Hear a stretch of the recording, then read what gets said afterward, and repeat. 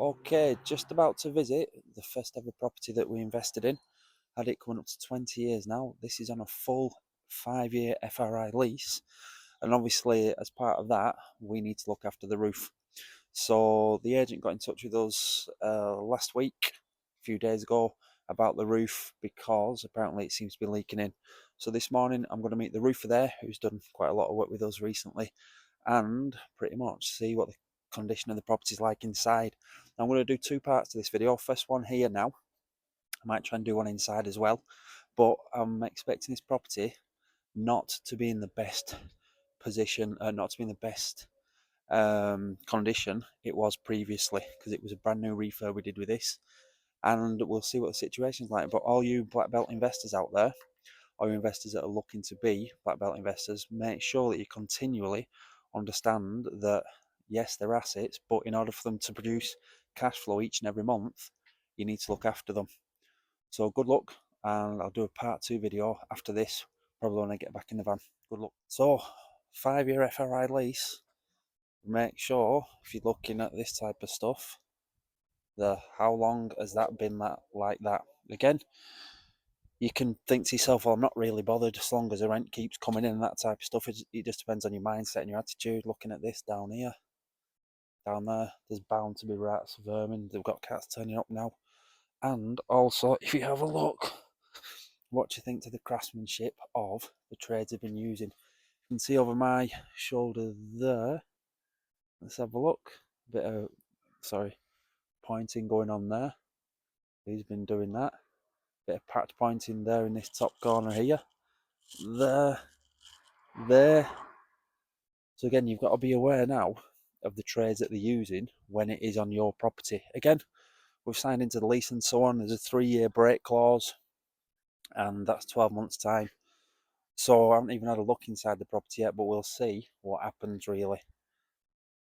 First property we bought it for 60, overpaid it, didn't negotiate, and had it valued 2 years ago, comfortable 120. They're on this street now for about 140. So yeah, we will see. Just keep working on this mindset all the time and understand it's an asset, it's an investment, but you still need to look after it, okay? It's fine seeing the money drop into the account every month, brilliant, but be aware that you need to always have that contingency to add into it. Anyway, I'll do another video when we've met the agent here, which should hopefully be soon. Good luck. So just walking upstairs now. Let's have a look. This is the bathroom, and I'll go in here. Oh, and that is the issue that needs sorting out up here. Let's have a look. There, and pretty much here, throughout there. Again, this was a brand new refurb. Let's have a look. 2.5 years ago, this was a brand new refurb. Brand new woodwork throughout, brand new bathroom, brand new kitchen. 5-year FRI lease, eh? So let's have another little bit of a walk around. Let's have a look. So here we go. And I'm into the front room, front bedroom. Here. Now again, we've seen properties in far worse condition than this. Once everything is gone and been removed, another tenant apparently is moving in here. That bathroom then, for some reason, didn't have an extractor fan put in. So that'll be something that would need to be sorted. The roofer's going to go up and have a look now. What else have we got? I don't think we'd put that radiator in during the refurb, but we might. We probably did. Brand new carpet. It's obviously goosed. This plant here has come off there. There we go. Let's have a look in that corner. So there's something going to be roof related. There we go. Look at that one. Here we go. So let's try and turn it this way. This was, like I said, brand new refurb. New woodwork throughout, new internal doors, new kitchen, new bathroom, plastering, skim coat where needed. I think we had a couple of extra plug sockets put in and that type of stuff, new radiators. Don't know if it was a brand new boiler, but if it wasn't, that's because the boiler would have been done 2 or 3 years before. Yeah, this property is not in a good condition. So let's have a little walk round downstairs, see what it's like. Going down here, going down, kitchen, just then, that's the front room. I know it's got cold temperatures and stuff, Front room now, so we go. So the electric's still there. Dun, dun.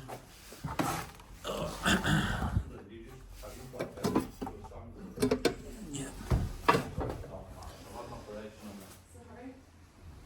So we didn't put a new door in because the manager at the time said it's going to be pointless, and I'm glad we didn't. I think we've had that door now 12, 14 years. Yeah, I'm glad we didn't put a new door on. And then the kitchen through there as well. Let's have a look. Never walk under ladders here. And again, fly tipping issue. Apparently, speaking to the manager then, it's constant. Every single week. I'll do the rest of it out here. Which is, I suppose, why when we had the opportunity to put it on the private rented, we could have got 725 at them then, maybe 750, but we decided to take 575 because we were unsure on how much problems this area, this property would cause. Now, let's not forget though, don't throw the baby out with the bathwater. So she just told me there now, the tenant is not going to be moving back into that. So hopefully the next tenant might really look after it. We will see. Anyway, keep watching. So, what did we think of that? Just got back to the office now. Obviously, I met the roofer there. I met the property maintenance guy that does 90% of all of our refurbs, and obviously their chins dropped to the floor. I met for the first time the lady, the manager of the agency who runs the properties and so on. And yeah, I know I moved around the video quite a lot inside the property, but just going through the front door, carpets for some reason are up. The kitchen lino again in the kitchen was stained. The kitchen hob needs replacing. There are a couple of pieces of glass that haven't shattered, but obviously have failed. Going then upstairs into the bathroom, as you probably saw. Now, for some reason though, there's been no extractor fan fitted there, so I don't know why our electrician didn't do that. Again, got to take ownership though. It needs an extractor fan in, simple as that. But yeah, it's always shocking to see how some people live, unfortunately. Now, it is not my job to judge, but it is my job to help anybody watching this, especially my mentees. You've got to have this resilience, this mindset up there. What some people would do now is, like I said before in that other video, you want to throw the baby out with the bathwater and just completely get rid of the house, and that's it, it's gone. But we've got to understand the long game here, all right? So we purchased that property 2007 for 60,000, overpaid, didn't negotiate, got all cowboy trades in for years, tried to save money and so on. But 2 years ago, it was like Christmas time that we started the refurb, or late November. It went into Christmas, then we to January, and then it got signed over to them in February. So they've just now had it coming up to 2 years. It's like 23 months and a week or so on. So in a few weeks' time, they will have had it 2 years. Now, from the image that I've got in my head of when I last walked through those doors, and from the obviously inventories that we will have had done that are stored on our systems and so on, the property looks nothing like it did. It was all brand new, whitewashed, new skirting board throughout, new door frames, new architraves, new internal doors, a brand new kitchen. That's probably the biggest thing there, isn't it? New bathroom, and yeah, new carpets. So it was pretty much like a brand new house. Now, at the time, I remember, and I was speaking to obviously one of the contractors then. I remember saying I'm going to fit a brand new door on the property because that's something that we always do. And this is where your end user comes into mind. Now, when I was in negotiations and talking with a housing officer, the housing association, they said I won't bother putting on a front door. And obviously, me in the back of my mind thinking, well, I want it to get the best revalue ever. I want to make sure we're pushing the ceiling prices through. But something deep inside me, my gut was saying, don't put a new door on. Do not put a new door on. And I'm glad I didn't, really, because you could be spending £1,100 on a brand new composite front door. What for? All right. So The lady there as well went through a list of everything that they need to sort out with the property. So they need to obviously get rid of all the rubbish in all the rooms, paint. I think it was at least 90% of the property. Fits a new electric hob, yeah, because that's gone. So we'll see what happens. But really, it's the mindset you need. So if you're looking to just try and get quick, try and get quick within 3 months. Obviously, I'm not the person for you. Definitely not.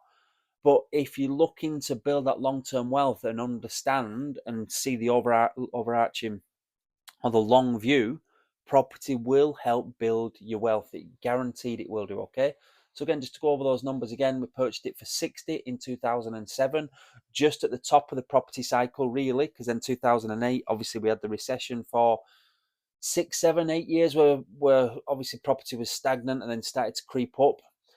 So if we would have bought that property in 2003, only 4 years before, we probably would have got that property at about 35, 36. But because we bought right at the peak, obviously we overpaid.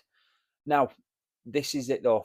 It's still worth now on that street. Sold as seen, it still sell for easily 120, easy, because there's another property further down the street on the same row for 135, which is in a little bit of a worse condition than ours. Ours really is cosmetic. Loads of stuff needs moving out, but I know that if we were to sell it and get it all painted again, put a new carpets in and so on, probably would put a new front door on, then we would easily be able to achieve a 120, because in our investment area, you can't get a one bed apartment slash flat ex council for less than 100. So that 2 bed terrace would easily sell for 120 all day long.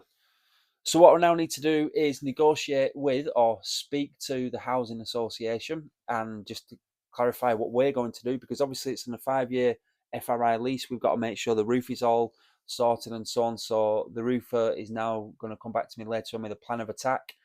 But let's look at it again from the long run.